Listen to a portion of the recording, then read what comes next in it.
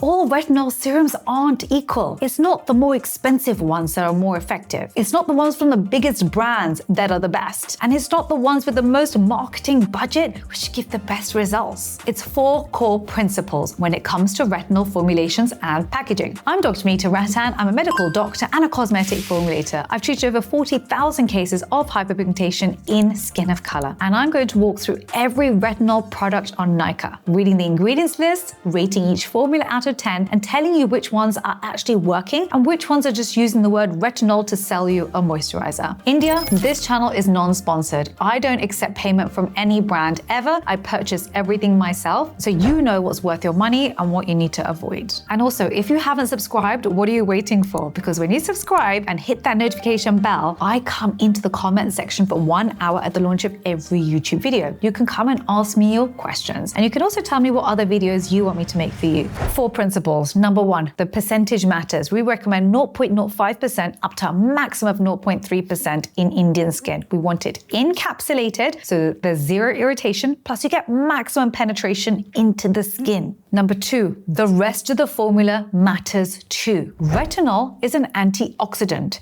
It oxygenates in oxygen. So we want to stabilize it with other antioxidants such as vitamin C derivatives. Plus, it's important for the formula to have humectants. Those are water magnets, because guess what? Retinol dries the skin. So look for things like sodium hyaluronate or glycerin. And of course, we need anti-inflammatories to soothe the skin, because retinol can be irritating. It can lead to sensitivity and flaking. So you want anti-inflammatories as well. Number 3, irritants matter when it comes to a retinol serum. You want to avoid any with skin sensitizers. For example, fragrance, denatured alcohol, and essential oils. Now, the thing about essential oils in India, and this is a controversial one, is a lot of Ayurvedic skincare contain essential oils. But when you then combine that with retinol, which is an alcohol, that can lead to a lot of irritation. So this whole sort of hybrid sometimes doesn't work between Ayurveda and Western skincare. And that's where it can go wrong, and why the formulator's knowledge, it really is key. Number 4 is packaging. It really is crucial.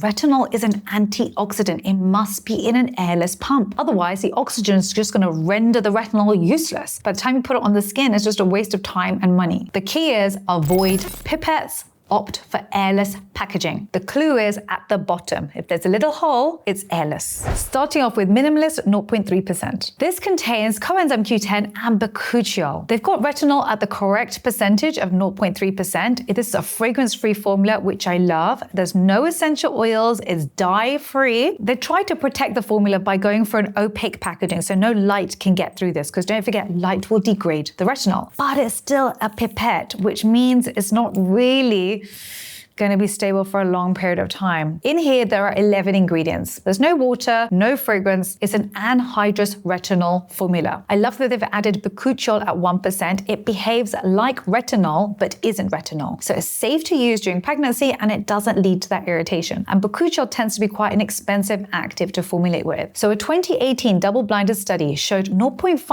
Bakuchiol was comparable to 0.5% retinol for photoaging improvement with better tolerability. So when it comes to a formula, I actually quite like this formula. I would have given it an 8.5 out of 10, but the packaging has really let it down. Ideally, we'd also want some other tyrosinase inhibitors too, just because I have very high standards when it comes to Indian skin. I really want us to have the best. Coming in with 1 or 2 actives is okay, but it's just not going to shift the needle when it comes to any form of uneven skin tone, patchiness, or hyperpigmentation. So it's decent. I would give it about a 6 out of 10, but it could be better. Plum 1% retinol. This is the most disappointing formula from this whole video. It's coming with retinol palmitate, not retinol, but they have marketed it as 1% retinol. That's misinformation. See, the thing is, retinol is potent. We have the most amount of clinical studies when it comes to retinol. But retinol palmitate is actually one step removed. It has to be converted to retinol. It's one of the weakest forms of vitamin A. Now, I'm not saying retinol palmitate is bad. I formulate with retinol palmitate myself, but never on its own. It's always retinol palmitate plus retinol. And if you can afford it and you really want to go for those high standards, you want to add in a retinaldehyde too. And that's really why I tend to formulate with all 3 forms of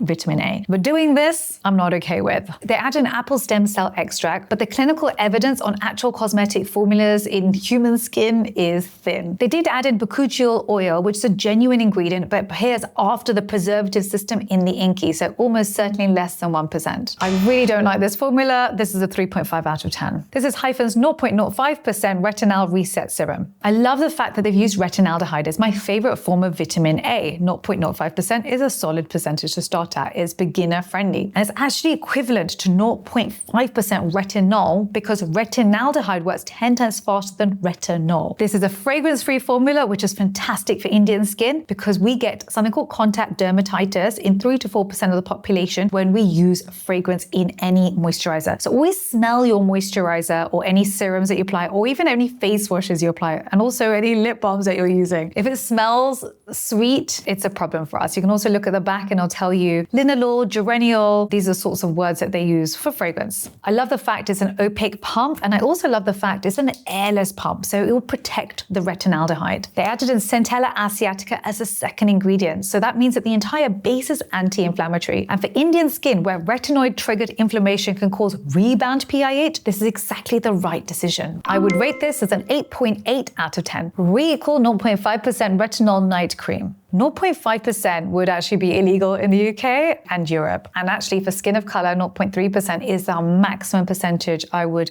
want my skin of color family to use globally. More than that, you can get PIH, so more darkening of the skin, more pigmentation because of the irritation. This is definitely not for beginners, and actually I might even argue it's really not for anyone that's brown or black. There are some pros with this formula. So for example, they added in an unusual UV filter as a second ingredient in a night cream. So what that does, it protects the retinol from photo degradation during storage. It's a clever formulation decision. They also added in a spin trap molecule. So this physically intercepts free radicals by binding to them. This is rare in Indian serums, and it's a sophisticated antioxidant chemistry. The problem is there's no point creating an antioxidant serum if you then go and put it in a tube. Ideally, you really want this in an airless pump if possible. Plus, the percentage of retinol is just too high for skin of color. So for me, I'm going to give this a 3 out of 10, just because it can actually make your pigmentation worse. Moving on to Foxtel Retinol Serum. Here we've got encapsulated retinol. It's the correct form, and it's protected from degradation because it's in an airless pump and no light can get through it. They've done a very good job until this point. They also did something else quite clever. They added in Poloxima 235 in the encapsulant. What that does is it forms a polymeric shell around the retinol molecules, protecting them from oxygen degradation and providing controlled release. That's important for an irritating retinol. They also added in another ingredient that I love, which is EGCG. This is a specific active phenol from green tea. This reduces retinol-associated inflammation and it helps to support skin tolerance. One of the downsides, unfortunately, is that it contains an allergen-free fragrance. This is the same criticism as in all videos. Fragrance in a retinoid product is inflammatory and it's unnecessary. They consistently show knowledge when it comes to formulation, but then they add in the allergen-free fragrance, which is still an allergen and it's still sensitizing as an unnecessary element in an otherwise excellent formula. Foxtel, if you make this as fragrance-free, I would rate this as an 8.5 out of 10. But because of the fragrance, even though it's allergen-free, it still can be sensitizing. And if you think about when it comes to India, you are selling millions of a certain product. That can lead to contact dermatitis in tens of thousands of people, which is why I can't really responsibly recommend a retinol with fragrance in it. For that reason, I would downgrade this to a 5 out of 10. Moving on to The Ordinary Retinol 0.5%. With The Ordinary, it's fragrance-free, no denatured alcohol, which I love. Plus, I try to protect the retinol with the darker gloss. However, it is still a dropper, and that is still a problem when it comes to retinol. According to The Ordinary, you want to refrigerate this after opening. This is 0.5% retinol, which actually isn't really even allowed in the UK anymore. 0.3% is a maximum, so I recommend if you want to go with The Ordinary, go with their 0.2%. They added in tomato fruit extract, which is a really interesting ingredient because it's lycopene-rich antioxidant. So this is a relevant and useful ingredient to use with retinol to stabilize it. Another antioxidant they decided to go with was rosemary leaf extract, and the rosmarinic acid is a potent antioxidant, so again helps to stabilize the formula. What lets it down, unfortunately, is the packaging. Now, the problem with this formula in India specifically is that heat accelerates retinol degradation significantly. So being in a warm climate like India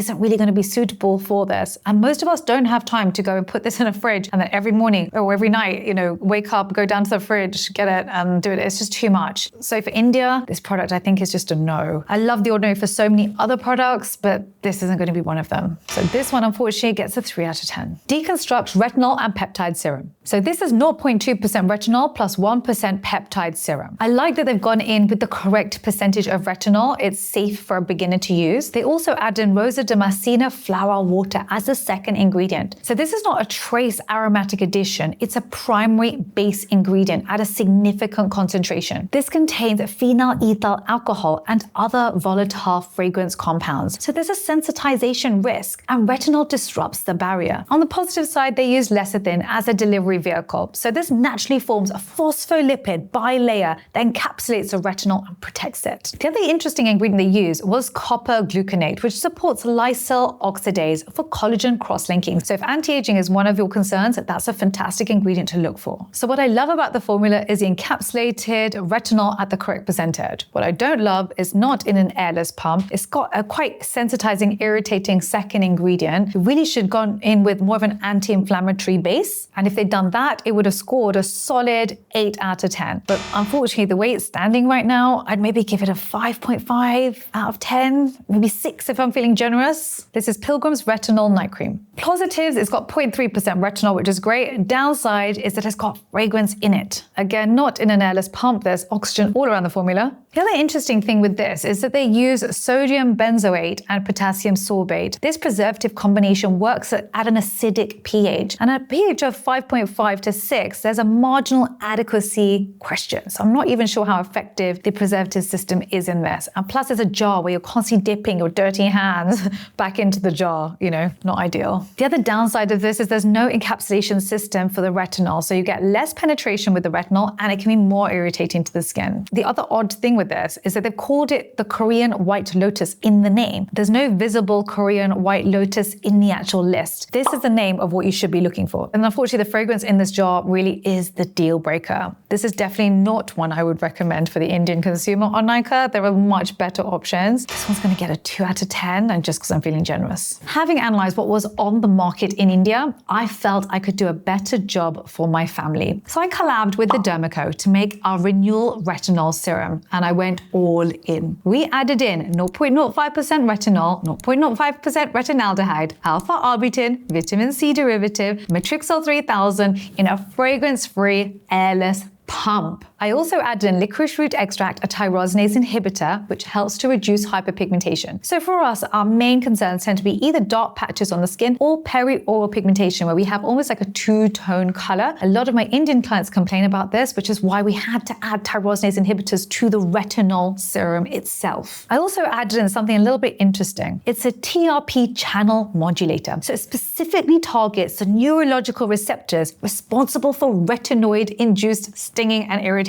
That's basically the stinging and irritation that happens after you use a retinol serum. When it came to choosing the vitamin C, I went with ascorbyl glucoside over ethyl ascorbic acid because at high percentages, ethyl ascorbic acid can interfere with peptide stability at a pH of 5. So basically, I went with the best vitamin C for this formula to give you the best results. You don't need to take my word for it. You guys left 500 reviews on Nykaa with 4.5 average star rating. And this is for an expensive product. This is 1,599 rupees. And I'm so grateful for you for trusting me, trying it, and then leaving a review. And also don't forget, always look at the bottom to ensure it's got the holes because it's an airless pump. India, tell me what videos you want me to make next, what products you want me to review. And don't forget, I'm in the comment section for 1 hour at the launch of every YouTube video. So you can literally come and ask me your questions. Hit that notification bell so you know when I'm here. Love, Dr. V. Now you've finished this, you're gonna love this video.